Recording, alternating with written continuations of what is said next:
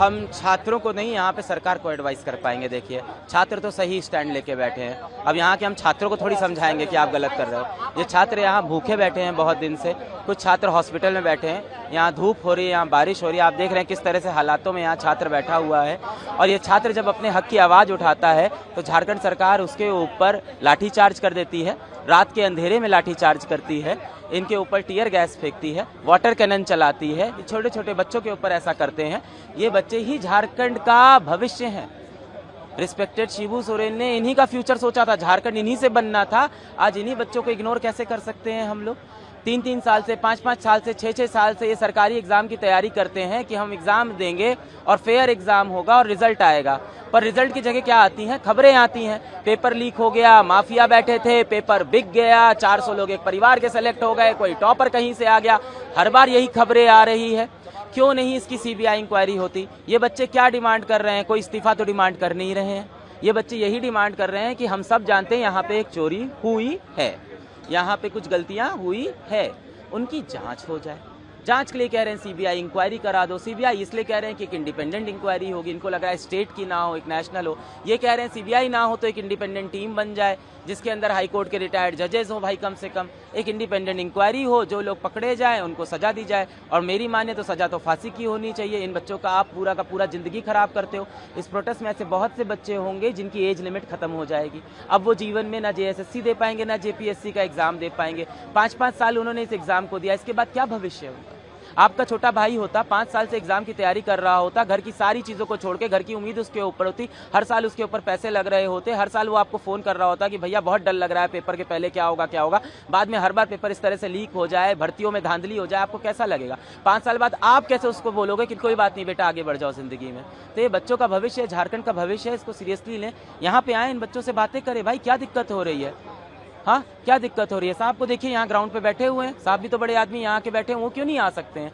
तो झारखंड के सीएम साहब से यही निवेदन होगा, सबसे पहले तो आए बच्चों के बीच में, उनके ही देश के बच्चे हैं, उनके ही प्रदेश के बच्चे हैं। आप लाठीचार्ज टीयर गैस की बात कर रहे हैं, इसी सरकार में 2 मंत्री हैं, एक का कहना है कि लाठीचार्ज हुआ ही नहीं, हाँ, और एक का कहना है कि एसओपी के तहत जो मिनिमम कार्रवाई हो सकती थी वो हुई, यानी लाठीचार्ज एसओपी बताएगा। तो फिर वो जाने, इसका मतलब जनता है, जनता सब देख रही है।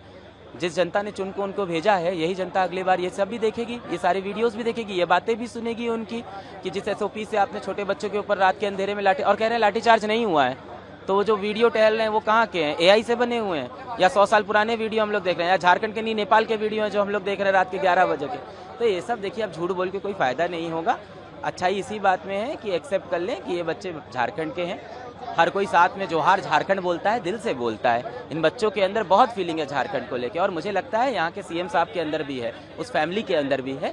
तो मुझे लगता है उनके अंदर भी वो फीलिंग है। उस भाव को वापस जगाएं, वापस बच्चों के बीच में आएँ, बातें करें और सॉल्व करें। इतना बड़ा मुद्दा नहीं है, यहाँ कोई रेजिग्नेशन की मांग नहीं है कि आप नहीं कर सकते।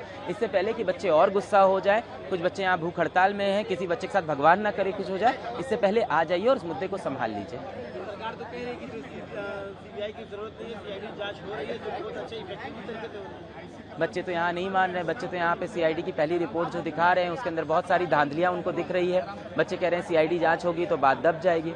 तो बात यहाँ ये नहीं कि मैं क्या चाहता हूँ, हम तो क्या है भाई, इन बच्चों की ही आवाज़ है। ये बच्चे यहाँ क्या चाहते हैं? बच्चे चाहते हैं सीबीआई की जांच हो। सरकार वहाँ बैठ के बात करना बंद कर दे, मुझे लगता है सबसे पहले यहाँ आ जाए, बातें आसान हो जाएगी। बच्चों पर एफआईआर भी काफी हुआ है, और बिल्कुल नहीं होनी चाहिए। पुलिस का कहना है कि जो एफआईआर हुआ है वो ये प्रोटेस्टिंग स्टूडेंट्स हैं उनको नहीं हुआ है, but they were the anti social element, क्योंकि बच्चों के प्रोटेस्ट का फायदा उठाकर माहौल खराब करने तक उनको हुआ है। देखिए, जब भी इस तरह के प्रोटेस्ट होते हैं तो डेफिनेटली कुछ ना कुछ सोशल एलिमेंट्स आ जाते हैं, एंटी सोशल एलिमेंट्स।